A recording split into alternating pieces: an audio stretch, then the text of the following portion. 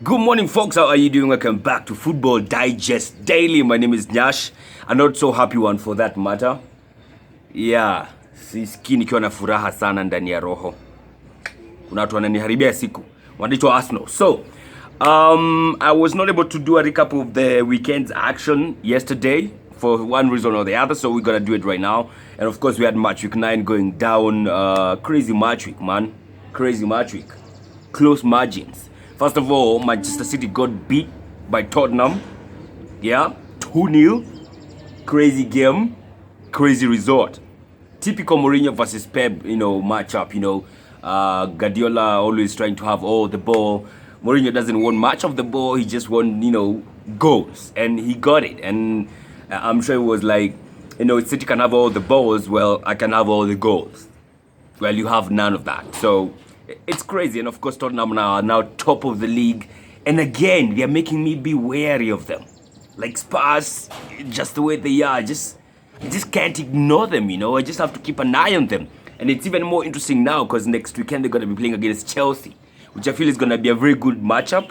Ndio tuone kati yao wawili wamefika wapi, how good or how big are their intentions this season, So I think that's going to be a big matchup. I can't wait for that one. Another one that's going to be huge is Arsenal versus Woes. And speaking of Arsenal, me Arsenal sielewi bwana. Sielewi. You know what? I'll take the positive from the draw from Leeds United. I will take it. Because more often than not, that would have been a nail. 3 points gone. At least we got a point. But still, again, the same problems that we've been talking about for the last 8 games, we are still talking about them now. And then Pepe did what he did. It's crazy that for Pepe, we've been crying out for him. Like we've been wanting to see Pepe play. We've been wanting Arteta to give Pepe a chance. Alafu Kipewa, that is what he does. Leaves us against 11 men while we are 10 men away from home against Leeds United. And we all know how Leeds United are. How the fuck do you do that? How damn is that? As in, it just wipes away all the good things we had thought of Pepe. All the reasons why we wanted to see him play. Now maybe the same reasons why we don't want to see him play again. And I was like, imagine if there was fans right now, wanaenda kwa grao, alafu Pepe afanye chenye alifanya jana. Even the amount of abuse he has faced on social media would be nothing. Would be nothing compared to the flack you'd have gotten kama fans wangekuwa kwa uwanja hiyo time.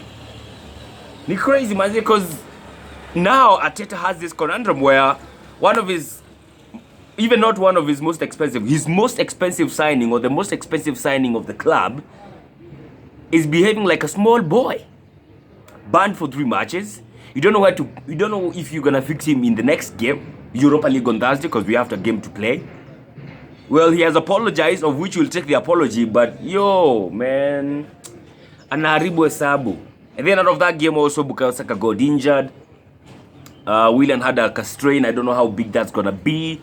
So the options for Arteta now are kind of becoming smaller and smaller. And now we'll have to start seeing guys like Nelson. We'll have to start seeing other guys in play. How soon is he gonna integrate Pepe back into the squad? That's a good question to answer. Also, don't forget we are 11th. We're actually 12th in the Premier League standings. That is terrible. Something has to be done about that. We are 9 games in and we are 12th in the Premier League standing. The only beauty, the only solace in all this shenanigan is that we are 6 points below the number 1 team. Those are 2 games. That's the only solace that one can take from our performances so far. Nothing else. Arteta has to do something now because guys like Aubameyang are not scoring. Something is wrong there. No, huwezi kuwa na Aubameyang hajafunga games 8. That is wrong. That is news, and bad news for that matter. So there's quite some things that need to be sorted out. And Arteta will have to sort them out quick. Because if we continue like the way we are without getting results, how far do you think we can go? I love Arteta and all, but for Christ's sake, as in tukiendelea hivi kaa tushindi. Hata kwa na any essence ya kuwa kwa hiyo kazi. And the bad thing is that I can't defend him. I love him, I will support him, but I can't support him when there are no results. How can you support a manager when you're not winning? How? Hata ukataka aje huwezi msupport. So I feel like he needs support his case because, I mean, surely he's really taking it down as far as fans go in terms of their patience, in terms of how much they still support him. Yo, anapushwa say to the edge. He's pushing people to the edge, if you ask me. So I don't know. He needs to figure out that shit quick, man. He needs to figure that shit out quick. He needs to. Right? Like yesterday, we had another interesting game. We had Wolves taking on Southampton. And again, I gotta say, for the 18th time, Southampton wanacheza fiti sana. I think if we were to meet Southampton right now, they would beat us. Ile design your team inacheza, the intensity throughout the game. Atakai, when they scored yesterday, they kinda left the foot off the gas kiasi. Ndio maana Wolves got back into the game, but still, Southampton walikuwa cheza. They were very comfortable at Molineux Stadium. Not many teams will be that comfortable at Molineux Stadium. They were. It just goes to show why they are now in the top 5 in the Premier League right now. It's crazy. It's insane. In an effect. As in teams like Southampton in the top 5, while sisi Arsenal tumechukua their places huko chini ya meza huko. 12th in the standings. Even though as Man City wako chini yetu, but they have a game in hand, but it is what it is. United are also in action on this weekend. They won 1-0 against West Bromwich. What the hell was that? Now, I did not watch that game, to be honest. I did not. But a 1-0 win against West Bromwich? A penalty. So typical of Man United, And I honestly thought they were going to win that game big. That's why I'm kind of shocked that it's 1-0. Because West Brom wako down. Wako chini. But it is what it is. It is what it is. So, Tottenham are now top. Liverpool, they won big against Leicester. That was a shocker, man. They put in a heck of a performance. You got to admire that one. You got to admire that one. Despite being injury ravaged and everybody wanting to see how they're going to perform with all these injuries, and they produced such a performance against Leicester City. Bigger. You got to respect that. You got to respect that. That was huge. That was class. Total class. Class of champions. Yes. So, it is what it is. City lost. Liverpool won. Man United won. Chelsea won again. Tottenham won. Arsenal drew. They did not score. We have gone, I think, 8 games now without scoring a game. My Jesus. Hata hatuwezi funga game from open play. Sisi sijui nani ameturoga bana. Ni shida. So I hope when likes of Thomas Partey comes back and maybe El Neni comes back next weekend, we can do some beats against Wolves because we'll need to. If we get beat by Wolves, na after hapo ni North London Derby, itakuwa mbaya sana. Itakuwa mbaya sana. So, yeah, that's what's up, man. So, what was your highlight of the weekend? I would love to know what was your highlight of the weekend. Mine definitely has, again, to be Nicola Pepe. It has to be Nicola Pepe. Liverpool's performance and Tottenham getting 3 points against Guardiola. That was... Honestly, I did not see that one coming. Sikuona ikikuja. So, we have Champions League games coming back this week. We have... Actually, today, we have... Man United taking on Istanbul Basaher, and if they win that game, they are through to the round of 16, and they'll come to bite me back in the ass because I was one of the guys who said they're not gonna sail through from that group. PSG ni washenzi. PSG actually right now they are looking at coming to the Europa League. They are third in that group, 3 points.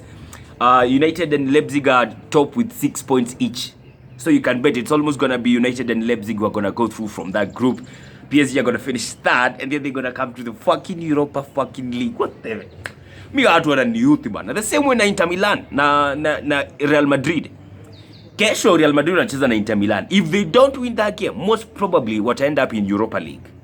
And then you'll have to start to contest against these guys in the Europa League. Wana ni youth bana. Wana ni youth. So I don't know, man. We're going to have to wait and see what's going to happen tonight. But you can almost bet United maybe will win that game. They just need a draw. And then they are through to that group. From that group, we're going to be having also, like I said, PSG going to be taking on Leipzig, the same group match going on there.